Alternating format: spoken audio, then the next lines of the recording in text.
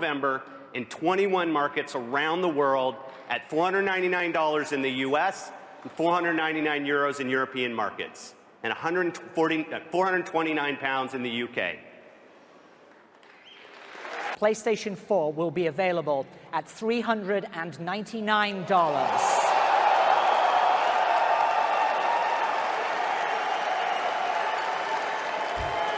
Souvenez-vous, c'était durant l'E3 de 2013 lorsque Phil Spencer a dû annoncer le prix de la console Xbox One, une console moins puissante et plus chère de 100 € que la PS4. Et ça, c'est des moments qui marquent la vie d'un homme. Et je pense que Phil Spencer en a tiré les leçons et pourquoi il y a eu ce changement de stratégie chez MS. A tout de suite.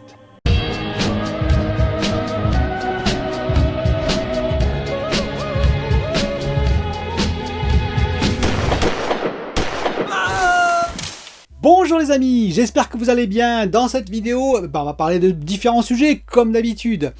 Alors on va parler de quoi? On va parler de TCL 725 et 825, vous allez voir pourquoi je reviens sur cette gamme et vis-à-vis de la précédente vidéo où j'avais parlé du Samsung Neo et un peu de ma déception. On va parler de RX 6700 XT de AMD, la nouvelle carte qui va arriver et que je déconseille, vous comprendrez pourquoi. On va parler également de Xbox, et oui Xbox, alors je vais revenir sur le Game Pass en l'occurrence sur ma dernière vidéo, je vais préciser un peu ma pensée. Et vous verrez, je vais parler de Netflix, de Disney+, et de choses comme ça. Et puis bien entendu, je vais parler d'une nouveauté qui va arriver peut-être sur la Xbox Series X et S et qui pourrait être très intéressante. Je vais également parler de l'écosystème de PS5 également, puisque je vais parler de l'écosystème Xbox. Et je vais finir sur le Denuvo PS5. Qu'est-ce que c'est que ça? Eh bien, vous allez le savoir.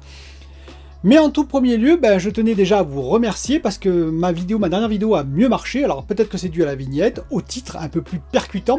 Je n'ai pas dit putaclic, hein, percutant. D'ailleurs, j'ai expliqué pourquoi dans la vidéo j'avais ces titres-là.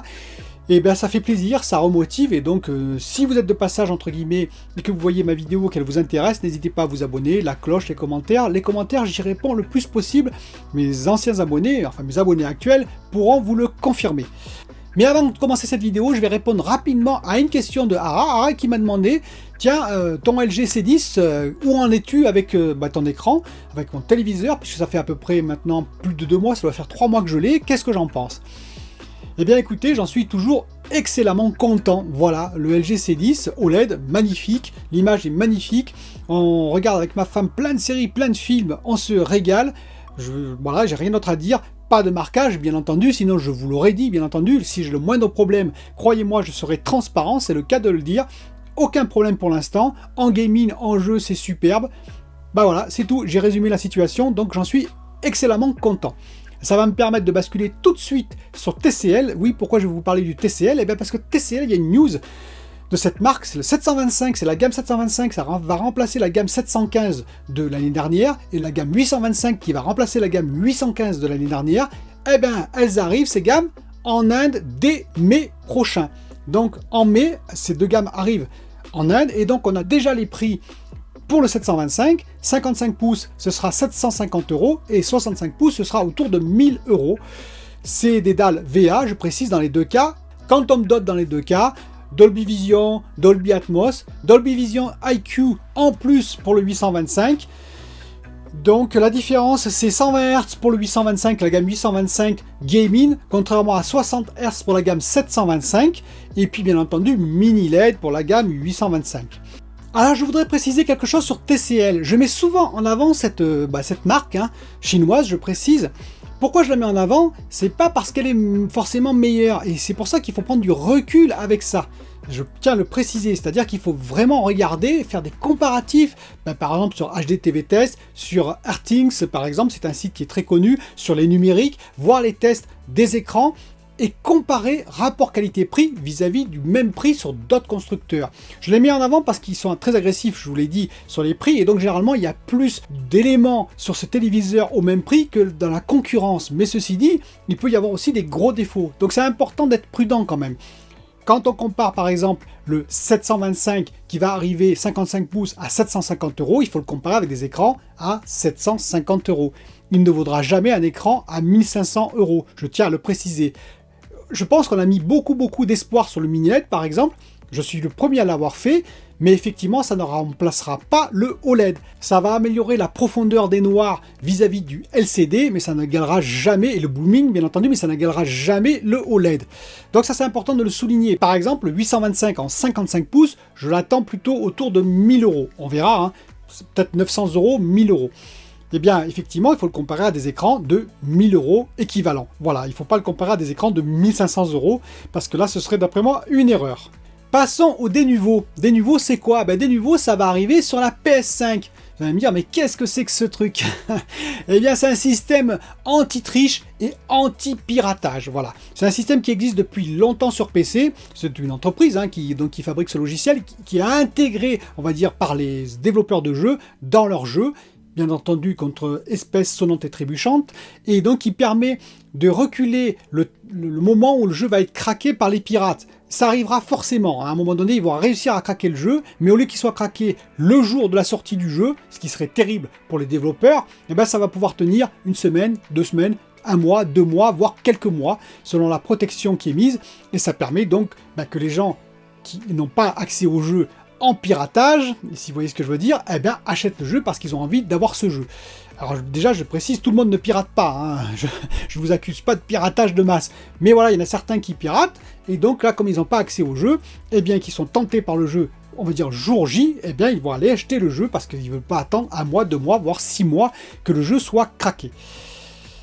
Mais ça a une conséquence. Sur PC, la conséquence, c'est que apparemment, il y aurait été démontré que sur certains jeux en tout cas, il y a des baisses de framerate assez importantes à des moments donnés. C'est-à-dire qu'en continu, ce serait à peu près équivalent, mais à des moments donnés, le dénuveau apparemment va demander quelque chose en termes d'accès, en termes de protection, et ça coûterait en FPS. Deuxième conséquence, bien entendu, c'est les temps de chargement, parce qu'il faut un décodage un peu spécifique de la part de Denuvo sur le jeu pour vérifier que c'est bien le jeu qu'il bien intègre, et donc, bien entendu, c'est un peu plus long en chargement. Alors ils ont dit que sur PS5 il n'y aurait pas du tout ce phénomène-là. En fait sur PS5 ce qu'ils veulent faire c'est surtout non pas on va dire l'anti-piratage, mais c'est plutôt l'anti-triche. Et ça c'est assez intéressant, d'ailleurs je m'y intéresserai, je regarderai un peu les affaires passées pour voir qu'est-ce qu'il y a eu comme affaires intéressantes sur la triche en multijoueur. Apparemment il y a des gens qui tricheraient, qui arriveraient à modifier le code source des jeux pour leur permettre d'avoir des avantages par rapport aux autres joueurs. Et oui, donc vous auriez un avantage par rapport aux autres joueurs parce que vous avez réussi à bidouiller le jeu chez vous, et donc peut-être plus rapide, peut-être une réaction un peu en avance, etc. etc. En particulier, c'est assez mauvais pour les développeurs de jeux, pour leur plateforme multijoueur, parce que finalement, beaucoup de joueurs qui sont plus classiques, ou des joueurs comme moi, qui jouent pas mal au multijoueur mais qui sont pas super bons, vont être dégoûtés, ils n'arriveront rien à faire, à cause de ces, on va dire, entre guillemets, tricheurs. Bon, il n'y a pas que des tricheurs, il y a aussi des super gamers, entre guillemets, ça c'est un autre problème, mais à cause de ces tricheurs, vous n'avez aucune possibilité de gagner, et donc à un moment donné, vous arrêtez le jeu en question. Donc voilà, ça va arriver sur PS5, on verra les conséquences, à condition, attention, que les éditeurs achètent cette protection et la mettent et l'intègrent dans leur jeu. Bien entendu, ce ne sera peut-être pas le cas. Venons-en à la RX 6700 XT, pourquoi je ne la conseille pas? Alors déjà, qu'est-ce que c'est la RX 6700 XT de AMD, carte qui va arriver très bientôt? C'est une carte qui va coûter 500 €, qui est là pour concurrencer théoriquement la RTX 3070, qui est à 520 €. Introuvable, ces deux cartes, je pense, elles seront introuvables, en tout cas la RTX 3070 est introuvable à ce prix-là tout court.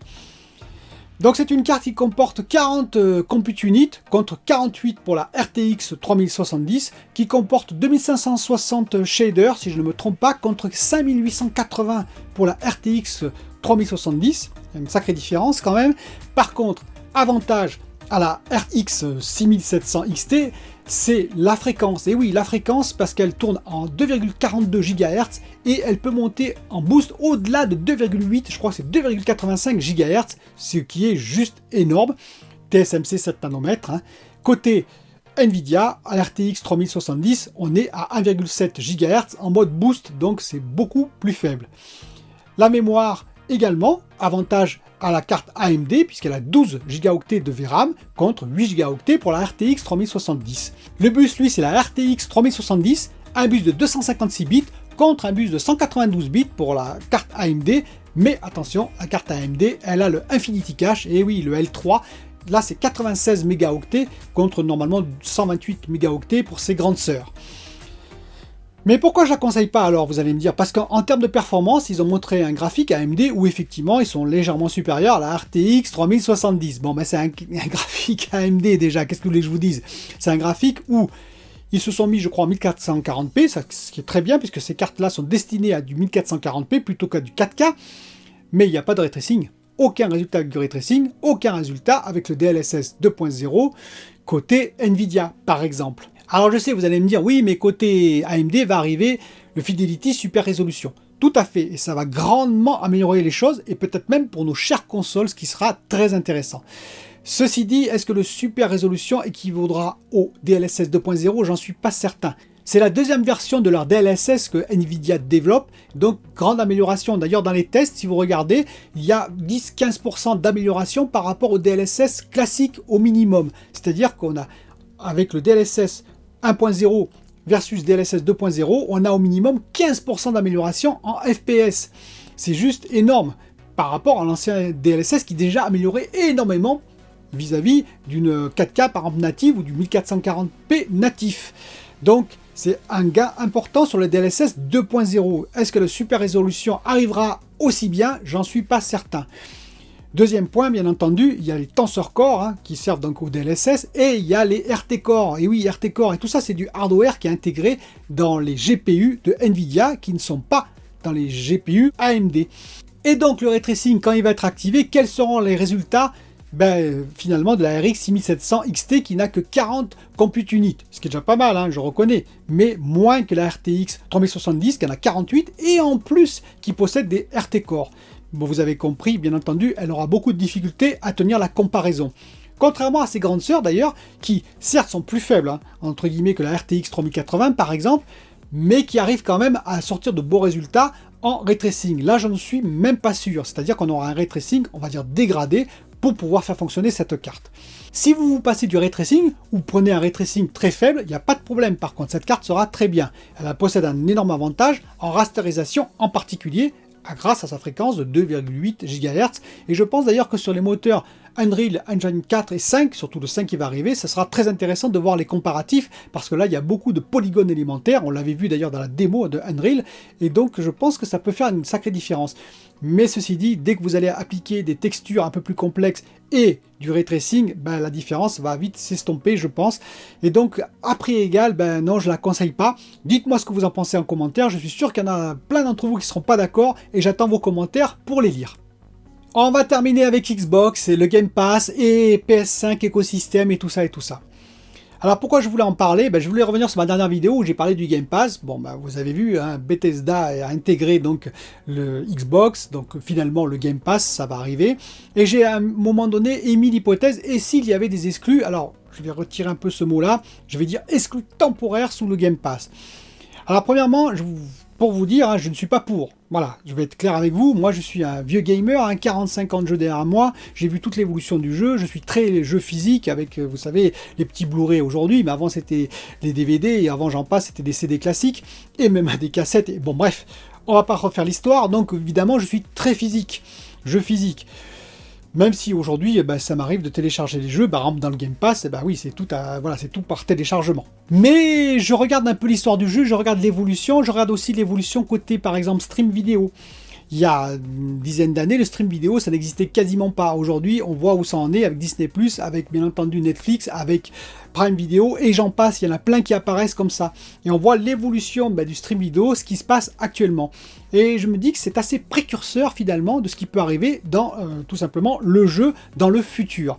D'ailleurs, je crois, il y a un abonné qui a dit, et j'avais dit moi aussi, que la prochaine génération de consoles, dans 7 ans, ce sera probablement une nouvelle génération teraflop, on va appeler ça comme ça, c'est-à-dire puissante, mais que ce sera peut-être la dernière, la PS6 et la Xbox Series Z par exemple, ce sera sans doute les dernières consoles puissantes.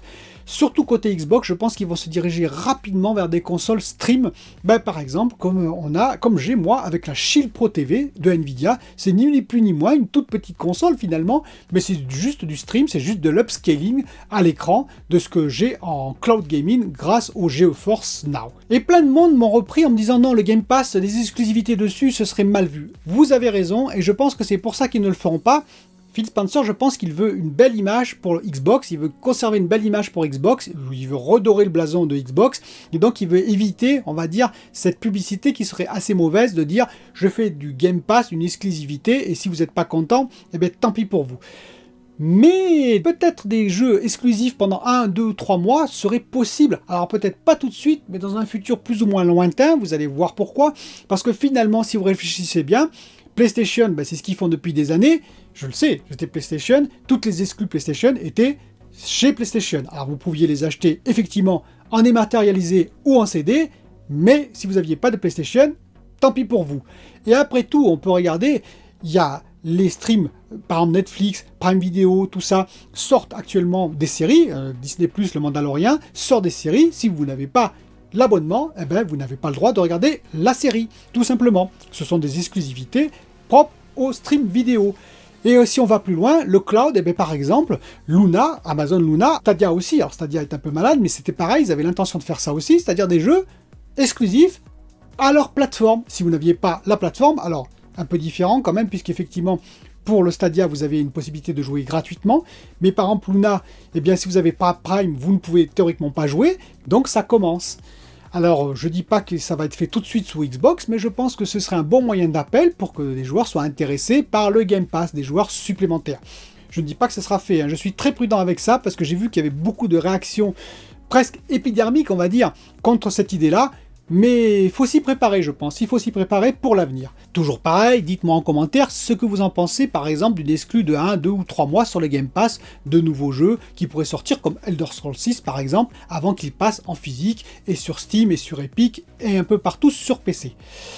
L'autre news qui vient alimenter également un peu la direction future que va prendre Xbox, c'est que déjà, j'avais parlé du cloud, le cloud qui va arriver sur PC cet été, normalement, donc le xCloud, je précise bien le xCloud, en 1080p au lieu de 720p, ce qui est une bonne nouvelle. Vous pourrez jouer sur mobile, vous pourrez jouer sur tablette, mais vous pourrez également jouer sur PC portable, normalement, dès cet été, en Full HD, comme je vous ai dit.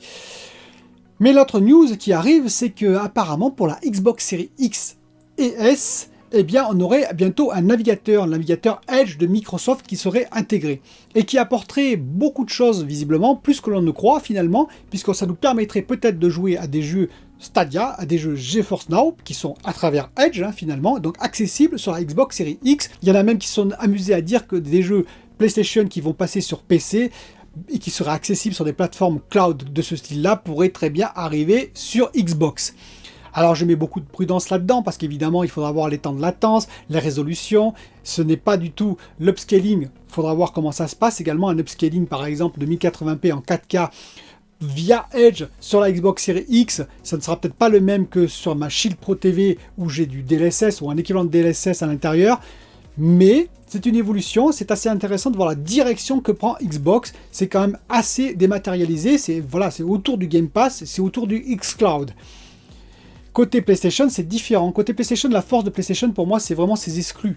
L'exclu qui d'ailleurs avait été envié par Phil Spencer, qui l'avait dit. Il avait dit, j'ai beaucoup de studios, il y en a 23 maintenant, je veux des jeux à la mode Sony également chez moi. Parce que j'ai découvert le Game Pass et j'ai découvert beaucoup de licences, des licences Xbox très intéressantes, Halo, Gear, Forza, et j'en passe.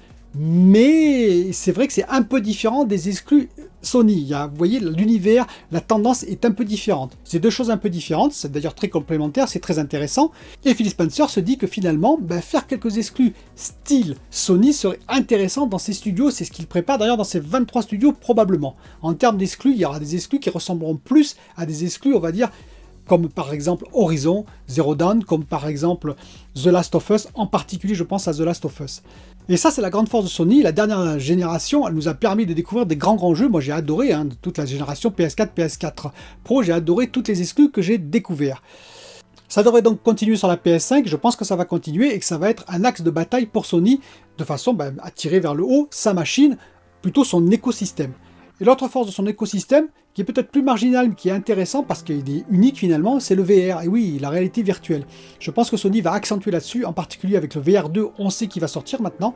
On ne sait pas quand, je pense que ce ne sera pas avant 2022 au minimum, mais c'est très intéressant, la réalité virtuelle. Par exemple, un Resident Evil Village qui sortirait en réalité virtuelle serait super. Je pense aussi à Cyberpunk 2077, je pense que vous êtes d'accord avec moi. Et donc le casque amélioré serait intéressant.